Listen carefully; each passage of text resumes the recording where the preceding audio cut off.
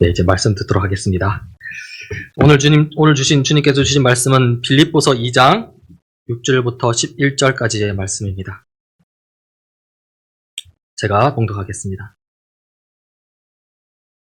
그는 근본 하나님의 본체시나 하나님과 동등됨을 취할 것으로 여기지 아니하시고 오히려 자기를 비워 종의 형체를 가지사 사람들과 같이 되셨고 사람의 모양으로 나타나사 자기를 낮추시고 죽기까지 복종하셨으니 곧 십자가의 죽으심이라.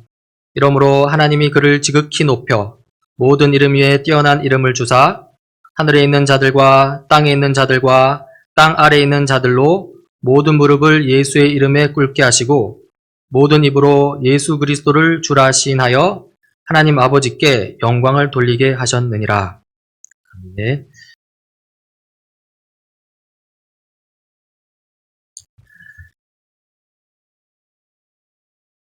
지난 금요일 우리 고난기념 예배에서 우리 사도신경 이 성자에 관한 부분에서 낮아지신 그리스도를 살펴보았습니다. 그리스도께서는 인간의 몸과 영혼을 입으심으로써 낮아지셨고요. 또 고난받으시고 십자가에서 죽으심으로써 또 더 낮아지셨습니다. 그리하여 우리는 이렇게 고백합니다. 나는 그의 유일하신 아들 우리 주 예수 그리스도를 믿습니다. 그는 성령으로 잉태되어 동정녀 마리아에게서 나시고 본디오 빌라도에게 고난을 받아 십자가에 못 박혀 죽으시고. 그런데 이게 끝이 아니죠. 이 낮아지신 그리스도께서는 다시 높아지셨습니다. 우리는 사도신경을 통해서 이렇게 고백합니다. 장사된 지 사흘 만에 죽은 자 가운데서 다시 살아나셨으며 하늘에 오르시어 전능하신 아버지 하나님 우편에 앉아 계시다가 거기로부터 살아있는 자와 죽은 자를 심판하러 오십니다.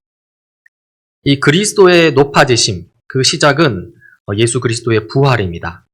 장사된 지 3일 만에 다시 살아나셨습니다. 그리고 나서 하늘에 오르십니다. 승천이라고 하죠. 그 다음에 하나님 아버지 우편에 앉으십니다. 재위입니다.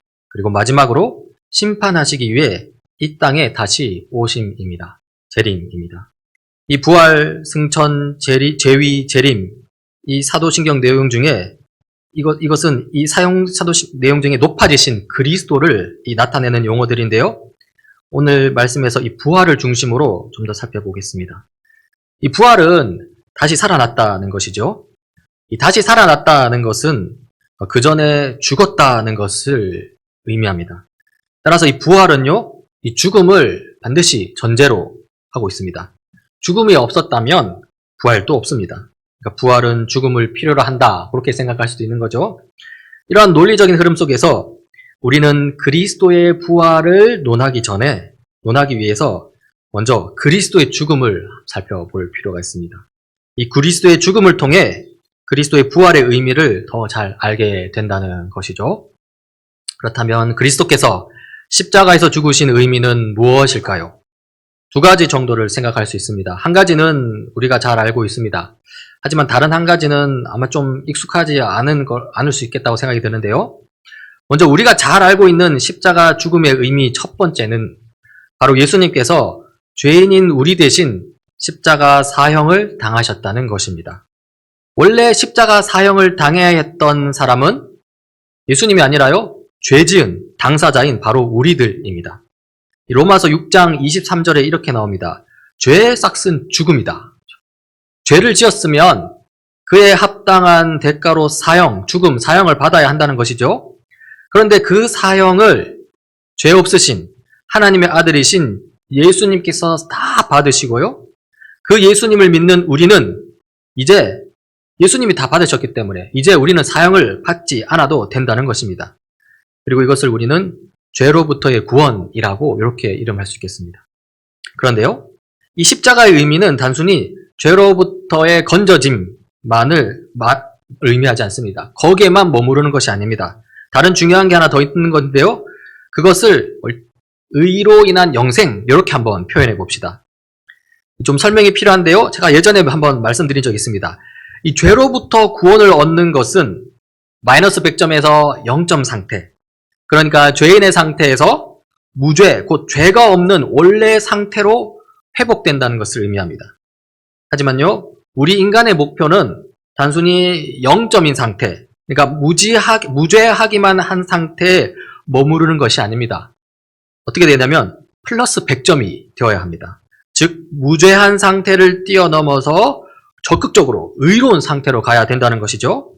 그런데 이 플러스 100점의 상태로 가려면요, 거기에 합당한 내 안에 어떤 공로를 세워야 합니다. 성경은 그 공로를 세우기 위한 방법을 알려주는데요. 어떻게 공로를 세울 수 있을까요? 공로를 세우기 위해서는 율법을 잘 지키면 됩니다.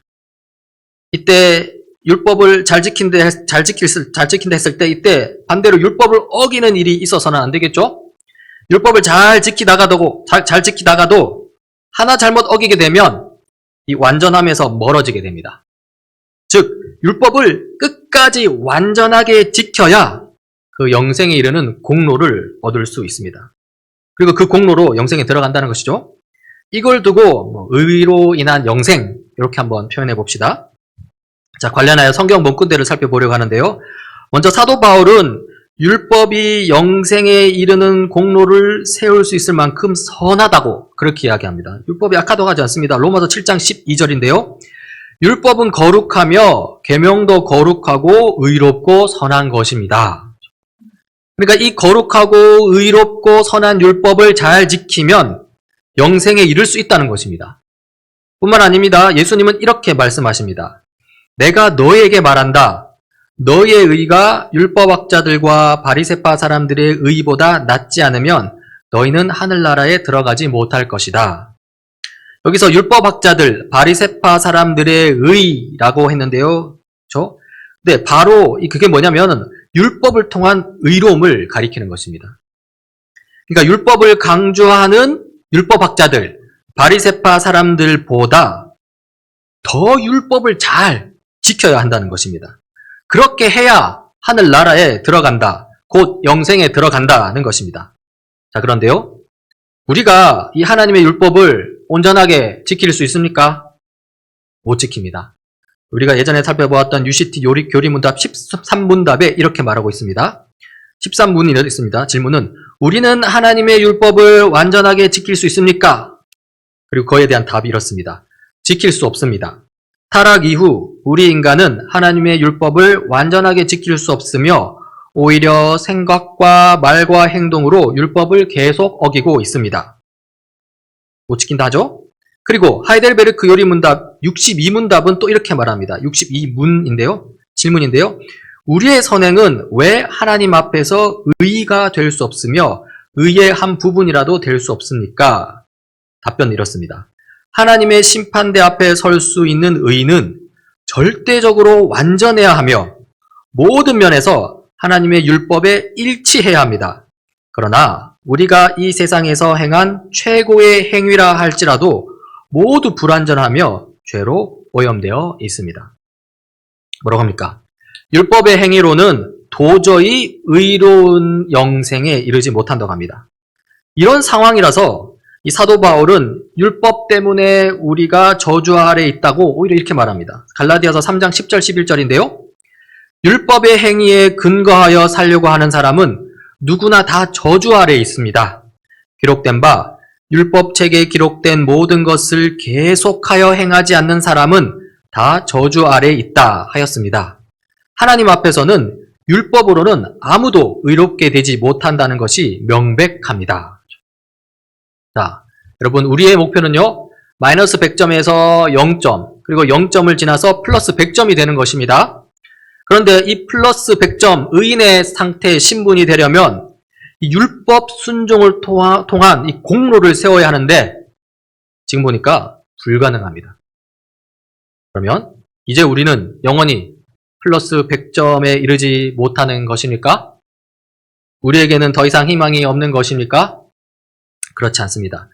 우리 자신에게 희망이 없다라고 그런 딱 그 시점에, 그 지점에서 예수님께서 등장하십니다. 그리고 이렇게 말씀하십니다. 내가 율법이나 예언자들의 말을 폐하러 온 줄로 생각하지 말아라. 폐하러 온 것이 아니라 완성하러 왔다. 예수님께서 뭐라고 말씀하십니까? 율법을 완성하러 왔다라고 말씀하십니다. 그러면 율법은 어떻게 완성됩니까? 한번 보십시오. 어떤 법이 있습니다. 그러니까 입법이 되었습니다. 그런데 그 법이 실생활 속에서 전혀 실행되지 않으면 그걸 두고 뭐라고 합니까? 사문화되었다고 하죠. 그러면 율법이 사문화되지 않고 완성되려면 어떻게 해야 됩니까? 누군가 그 율법을 실생활 속에서 제대로 지켜주어야 합니다. 삶으로 율법 순종을 보여주어야 합니다. 그래야 율법이 완성될 수 있는 것입니다. 그런데요, 누가 그렇게 율법을 완성시킬 수 있습니까? 우리가 율법을 완성시킬 수 있습니까? 우리가 완전히 지킬 수 있습니까? 이미 살펴보았듯이 우리는 못 지킵니다. 한두 개 조항 정도는 지킬 수 있는데요. 그런데 그 한두 개 조항 지키는 동안 8, 9개 조항을 어기는 게 우리 인생입니다. 이래서 예수님께서 오신 것입니다. 너희들이 못하니까 내가 완성하러 왔다고 말씀하신 것입니다. 그렇다면 예수님께서는 구체적으로 어떻게 이 율법을 완성하셨습니까? 그러니까 구체적으로 어떻게 율법을 완성하셨는지를 우리가 봐야 내가 율법을 완성하러 왔노라 말씀하신 예수님을 더욱더 신뢰할 수 있겠죠? 이걸 보기 위해서 우리는 율법의 내용이 무엇인지를 알아야 합니다. 율법의 내용이 무엇인지 그리고 예수님께서 말씀하셨습니다. 예수께서 그에게 말씀하셨다. 네 마음을 다하고 네 목숨을 다하고 네 뜻을 다하여 주 너의 하나님을 사랑하여라 하였으니 이것이 가장 중요하고 으뜸 가는 계명이다. 둘째 계명도 이것과 같은데 네 이웃을 내 몸과 같이 사랑하여라 한 것이다. 이 두 계명에 온 율법과 예언서의 본뜻이 달려 있다. 그러니까 계명, 곧 율법의 핵심 내용이 무엇이라고 합니까? 하나님을 사랑하라. 그리고 이웃을 사랑하라. 입니다. 그렇다면 예수님께서는 어떻게 하나님을 사랑함으로써 율법을 지킨 게 됩니까? 어떻게 이웃을 사랑함으로 율법을 지키셨답니까? 어떻게요? 바로 십자가에 죽으심으로써 하나님 사랑과 이웃 사랑을 율법을 지키신 것입니다. 성부 하나님께서 우리를 위해서 독생자 예수 그리스도를 내어주겠다 하셨을 때 그때 성자 예수님이 거절하였더라면 아무 무효가 되는 것이죠. 그렇지만 성자 예수님은 성부 하나님께 기꺼이 순종하여서 십자가에서 죽으신 것입니다. 이것은 바로 하나님의 사랑, 그 율법에 대한 순종을 가리키는 것입니다. 또한 성자 예수님께서 그렇게 십자가에 자기 자신을 내던진 이유는 바로 우리를 사랑하셨기 때문입니다. 그리고 이것은 바로 이웃 사랑입니다. 이웃 사랑의 율법을 그대로 실천하신 것이죠. 따라서요, 이 그리스도의 십자가, 이 십자가는요, 하나님 사랑과 이웃 사랑이라는 그 율법 순종의 최고 수준이라고 할 수 있습니다. 과연 이 십자가에서 예수 그리스도의 사역은 완수되었고요, 율법도 완성되었습니다. 그리하여 예수님께서 십자가에 달리시고 죽으실 때 이렇게 말씀하셨습니다. 십자가에 달리신 예수께서 신포도주를 받으시고서 다 이루었다 하고 말씀하신 뒤에 머리를 떨어뜨리시고 숨을 거두셨다. 다 이루었다. 율법을 완성하였다는 것입니다. 이렇게 십자가는 두 가지의 의미를 가지고 있습니다. 하나는 우리 대신 우리 죄를 지고 죽으신 죄로부터의 건져짐, 구원입니다. 마이너스 100점 상태에서 0점, 죄인 상태에서 원래 무죄한 상태로 이끄시는 예수님의 율법 순종입니다. 그리고 또 하나는 우리 대신 우리가 세워야 할 의의 공로를 확보하시는 의로 인한 영생입니다. 0점 상태가 되었다면 거기에 머무르지 않고 플러스 100점 상태, 그러니까 참된 의인의 신분으로 이끄시는 예수님의 일하심, 율법 순종이죠. 이렇게 예수 그리스도께서는 이 땅에서 십자가를 지시고 죽으심으로써 그렇게 낮아짐으로써 자기에게 맡겨진 모든 사역을 다 완수하셨습니다. 따라서 십자가로 충분합니다. 십자가 말고 더할 것은 아무것도 없습니다. 그런데요, 이렇게 십자가로 충분하다, 다른 무언가를 더할 필요는 더 이상 없다, 이렇게 말하고 나면요, 갑자기 질문이 하나 생깁니다. 그렇다면 예수님의 부활은 도대체 무슨 의미가 있는 것인가? 예수님의 부활은 어떤 의미가 있을까요? 여러분 한번 상상해 보십시오. 예수님께서 우리 죗값을 대신 치르기 위해 십자가에서 죽으셨고, 또 우리 의의 영생을 위한 우리 의의 공로를 확보하시기 위해 십자가에서 죽으셨는데, 그래서 모든 것을 다 이루셨는데, 그런데 그 예수님께서 그렇게 죽으신 채로 끝나버렸다. 자, 이러면은 우리 가운데 어떤 일이 일어나겠습니까? 왜 다시 살아나시지 않는 거야? 하면서 소동이 일어나겠습니까? 아닙니다. 어떤 소동도 일어나지 않습니다. 아무 일도 안 일어납니다. 제자들이 예수님을 믿는 일도 일어나지 않을 거고요. 제자들이 예수를 위해 순교하는 일도 일어나지 않을 거고요. 그 신앙이 전수되는 일도 일어나지 않을 거고요. 교회가 세워지는 일도 없을 것입니다. 그리고 그렇게 사라져 버리고 말 것입니다. 그냥 쉽게 생각해 보자면요. 예수님께서 십자가에서 죽으셨는데요. 그렇게 함으로써 우리의 죗값을 다 해결하시고 또 우리가 세워야 할 공로도 미리 다 확보하셨다 했는데요. 그런데 다시 살아나시지 않는다 하면 그 복음이 우리에게 전혀 알려질 수 없습니다. 십자가 죽으심이 구원과 영생을 주는 그런 의미를 가지는지 확증할 수가 없습니다. 오히려 예수님이 하나님의 아들은 맞는 거야? 하는 그 예수님의 신적 정체성에 대한 의문부터 속에서 일어나는 것이죠. 그리고는 이렇게 결론 내릴 겁니다. 예수님은 한때 유대 땅을 떠들썩하게 했던 여러 인물 중 하나였을 뿐이다. 하지만요, 성부 하나님께서는 성자 예수님을 죽음 가운데 그냥 두시지 않았습니다. 제자들과 우리를 위해서라도 그대로 두실 수 없었습니다. 십자가에 죽으신 예수 그리스도를 3일 만에 다시 살리셨습니다. 그리하여 예수 그리스도는 우리에게 참된 신앙의 대상이 되셨고요. 그 십자가 복음이 지금 우리에게까지 전해지게 된 것이죠. 사도 바울은 이렇게 선포합니다. 로마서 1장 2절부터 4절인데요. 이 복음은 하나님께서 예언자들을 통하여 성경에 미리 약속하신 것으로 그의 아들을 두고 하신 말씀입니다. 이 아들은 육신으로는 다윗의 후손으로 태어나셨으며 성령으로는 죽은 사람들 가운데에서 부활하심으로 나타내신 권능으로 하나님의 아들로 확정되신 분이십니다. 그는 곧 우리 주 예수 그리스도이십니다. 부활하신 예수님은요, 부활을 통해서 권세 있는, 권능 있는 하나님의 아들로 공표되었습니다. 그리고 부활하신 예수님은요, 우리의 주인, 우리의 주님으로서 온 세상을 통치하십니다. 이제 우리는 부활하신 예수 그리스도의 통치 아래에서 그리스도인으로서의 삶을 살아가게 되었습니다. 지금 우리는 높아지신 그리스도를 살펴보고 있습니다. 3일 만에 부활하신 예수님은 40일 동안 하나님 나라에 관한 일들을 제자들에게 가르치셨고요. 그 후에 하늘로 올라가셨습니다. 하늘로 올라가신 예수님은요, 전능하신 아버지 하나님 우편에 앉아 계십니다. 하나님 우편에 앉아 계시다는 것은 장소 개념보다는 통치를 가리킵니다. 통치 개념입니다. 그러니까 우편, 오른쪽, 이 오른팔이라고 하면 보통 힘, 권능을 상징하죠. 그러니까 이 하나님의 권능을 가지고서 이 세상을 다스리신다는 것입니다. 그리고 미래 어느 날 살아있는 자와 죽은 자를 심판하러 오신다고 했는데요. 예수님께서 이 땅에 다시 오시는 사건, 그 재림 사건을 가리키는 것입니다. 재림하신 예수님은 심판하시는데요.